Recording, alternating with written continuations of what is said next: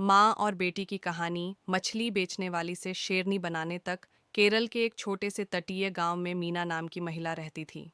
शादी के कुछ सालों बाद ही पति ने उसे छोड़ दिया। उस समय उसकी गोद में एक छोटी बच्ची थी, आर्या। दुनिया ने मीना को कमज़ोर समझा, लेकिन वह जानती थी कि उसकी बेटी ही उसका असली सहारा है।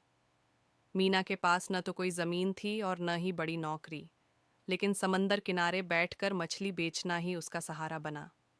सुबह सूरज निकलने से पहले वह जाल से मछली लाने वाले मछुआरों से मोल भाव करती और फिर बाजार में जाकर जोर जोर से आवाज़ लगाकर मछलियाँ बेचती।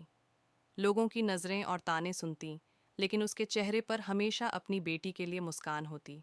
बाजार की भीड़ और कठिन मेहनत के बीच भी मीना का एक ही सपना था, उसकी बेटी कभी उसकी तरह दुख न सहे, बल्कि दुनिया में नाम कमाए। आर्या ने भी बचपन से माँ की मेहनत और संघर्ष देखे। जब दोस्त नए कपड़े पहनते तो वह चुपचाप माँ की पुरानी साड़ी से बने कपड़े पहनकर स्कूल जाती। लेकिन पढ़ाई में वह बेहद तेज थी। हर परीक्षा में अव्वल आती और शिक्षकों की आंखों का तारा बनी रहती। मीना चाहती थी कि बेटी बड़े सपने देखे।